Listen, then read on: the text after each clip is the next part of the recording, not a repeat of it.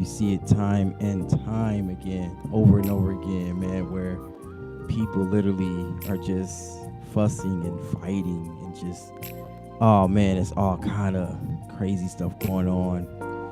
When we're not mentally healthy, when we're not being our best selves mentally, that's the time where we want to attack people with our words. And that's just like the worst thing we could ever do.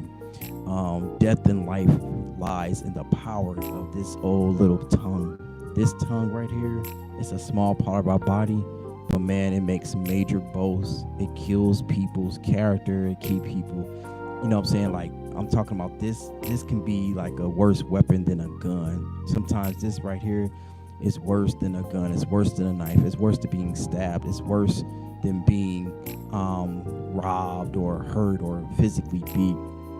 And so, really, basically, what we want to do is we don't want to attack the person. Like we're gonna definitely be not always be in agreement with what somebody is saying or what somebody is doing. People are gonna do things. You're like, man, don't do that. I hate when you do that. They get on my nerves, and we're so quick to lash out and beat people up because of things they've done to us and whatnot. But what I've come to learn in mental health and being mentally healthy, what we don't want to do is we don't want to attack the person. What do we want to do? Instead of attacking the person that we feel like harmed us, the person that we feel like said something wrong to us, we want to attack the issue, not the person. Don't attack the person, attack the issue, right? Proverbs 16:24. Man, we gotta look up that scripture. Just tells us that we gotta watch what we say and how we treat people, right? And self-control is superior to conquest. Success in business, school, or home life can be ruined by a person who loses control of his or her temper. When we lose control of our temper, man, crazy stuff can happen. I'm talking about, like, when we lose control of our temper, we'll be cussing, and you already know that cursing and stuff like that, it leads to other things.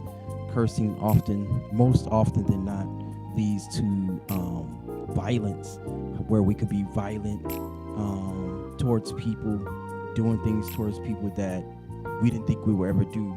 But it always starts with this thing right here. When we talk, certain things that we say with our mouths, it causes grief. It causes, like, really, people don't even realize how important it is to speak well. People don't realize how important it is to have a kind tone, just a tone. Our tone can mean everything when we're talking to somebody.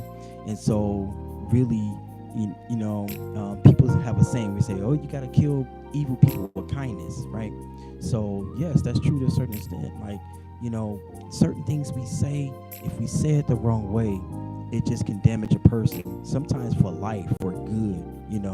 If you ever had a parent that said, you ain't gonna never be nothing, you gonna be just like your daddy in jail, you gonna be this, you gonna be that, right?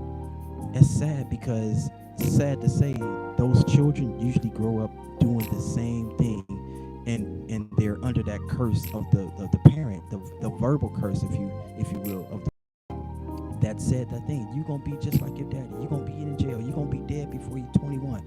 Like, that's crazy. And so people are literally talking like this. And Proverbs 16:24 says, kind words are like honey, sweet to the soul and healthy for the body. I'm going to say that again. Proverbs 16:24 in the New Living Translation, it says, kind words are like honey. Who don't like honey? Honey is sweet. It tastes good. You can put it in your tea. Some people put it on their biscuits. You could put it in certain things and it tastes good. Look, my son taught me you could put honey on some broccoli and had a good old time. Honey is good. Kind words are like honey. It's sweet to the soul and it's healthy for the body. Some people are not physically healthy because of damaging words that have been said. As I said a second ago, you got parents that's talking to their kids like this. You ain't gonna never be nothing. You gonna be just like your daddy. You gonna end up in jail. You gonna be smoking dope and smoking weed. You gonna be on drugs just like your daddy, right? And so that deteriorates a person's mind first. But then what happens after that is it deteriorates the mind, then it attacks the body, right? Slowly but surely. A person doesn't just automatically physically die. We as a people can die spiritually before we die naturally, right? It's because of the seed that was planted in our minds, the seed that was planted in our heads about who we are and what we're like.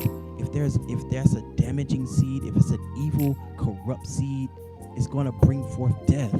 First to the mind, first spiritually, and then physical death, right? And so we have to be careful, man. We want to be careful what we say. And so it is a great personal victory, though, to control our temper. When you feel yourself ready to explode, remember that losing control may cause you to forfeit what you want the most. If you want good out of your relationship, if you want good, then you need to sow good. Have a good temper. Be temperamental. Get counseling. People are afraid to go to counseling. They're just thinking, this is who I am. You just got to accept me how I am. And it's like, that's not good enough, because if you want that person to love you, if you want that person to respect you, whether it be your wife, your husband, your spouse, your significant other, in business, in partnerships, in church, wherever you go, if you want respect, often the old folks used to say, you got to earn respect in order to get respect. You got to earn it by being cool, being kind. So, how to attack the issue and not the person? You want to know how? Here's an example.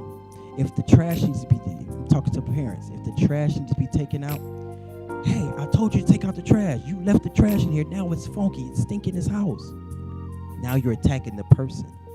It's no longer about the trash. Now you just made it about the person that didn't take out the trash.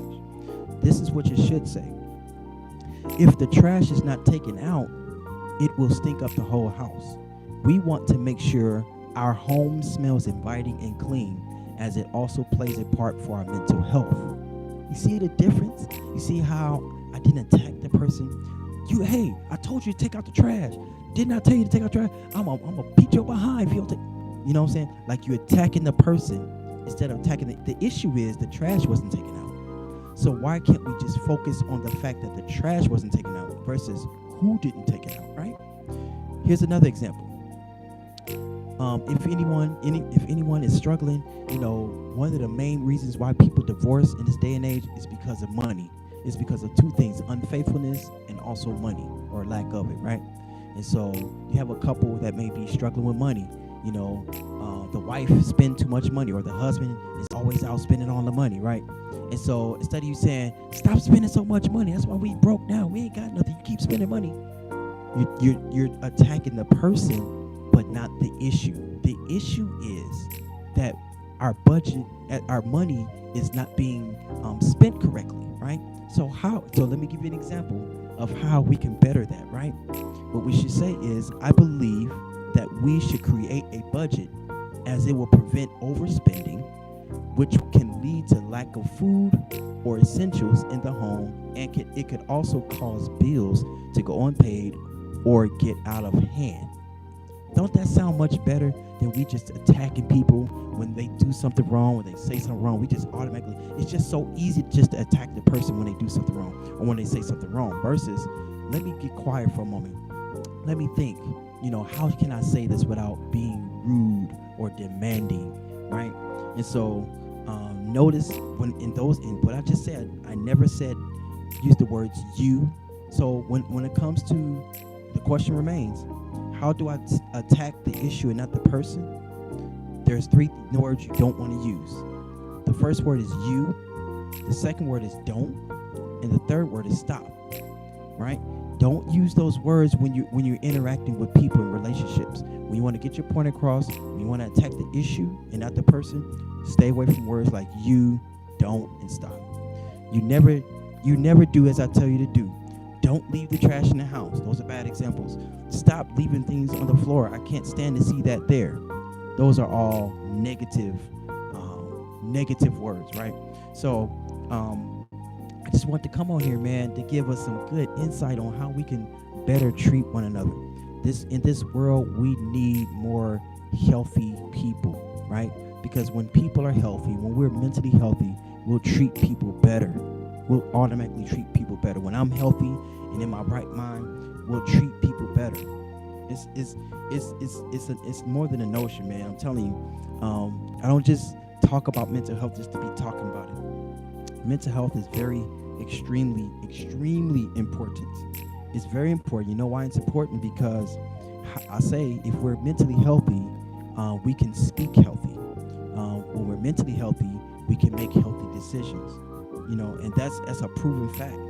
There's a proven fact. I want to go to one quick scripture where how we should treat each other, and when it comes to attacking the issue and not the person, we got to make sure that we're dealing with each other with love, unconditional love. 1 Corinthians 13:4 says, love is patient and kind.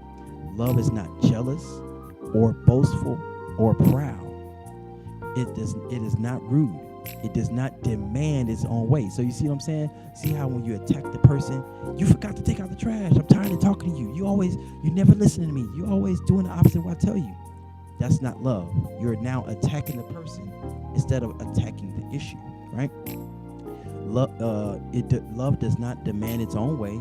It is not irritable, and it keeps no record of being wronged. Verse 6, it does not rejoice about injustice, but it rejoices whenever the truth wins out, right? So that's just examples of love, of how we as a people got to do better with our love. Black on black crime, that ain't love, man. We got to start loving each other, right? All that gang banging and what set you from and what hood you from and, you know, who you talking to, you know, talking about each other's mamas and all that. Like, we got to educate our young men. We got to educate our young black girls, our young black men, you know, and it ain't just about a color. We're talking about all races. All races have equal share of issues and problems and challenges in a lack of love in the home, in churches, in homes, on the jobs, everywhere. You know, we gotta do better. All right. So you want to attack the issue, not the person. All right. Hey, subscribe to my video. You just subscribe to my channel. Ryan Ruffner here. Subscribe to my channel where I'll be giving good content, good musical content. As you hear my music playing, that's me. I created all that, and it's relaxing, therapeutic music for us to enjoy, to have a peace of mind, to relax, but also to hear a word, to hear an encouraging word. Too many times we turn on different platforms and we hear all kind of crazy stuff, all kind of loud, you know, obnoxious stuff. Sometimes I just want to turn on something I could just relax and just get an encouraging word, a peaceful word, right? That everything's going to be all right, all right? So, hey, remember, don't attack the person, attack the issue. Subscribe to my YouTube channel, Ryan Ruffner, all right? I love you guys. Peace.